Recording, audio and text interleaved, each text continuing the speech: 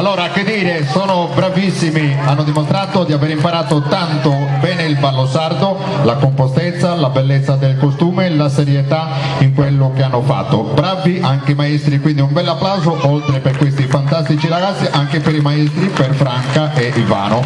E giustamente li ha accompagnati perfettamente con l'organetto per Nanni Messera, le facciamo un bel applauso, organettista di una straordinaria esperienza. Giustamente il comitato organizzatore, per la loro quarta esibizione in pubblico, vuole omaggiare di questi ragazzi, lo meritano davvero con questa bella coppa offerta dal comitato organizzatore. Vorrei consegnarla alla più piccolina del ballo, dovresti essere tu.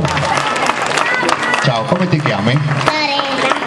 Un bel applauso ancora, perché il futuro delle nostre tradizioni viene rappresentato a Nule e loro rappresenteranno la popolazione di Nule ovunque in Sardegna. Gli auguriamo di portare il ballo di Nule in tutte le parti dell'Europa e del mondo. Gli consegno questa bella coppa offerta dal comitato organizzatore e concediamo ancora con un fortissimo applauso tutti questi ragazzi che sono stati tutti straordinari.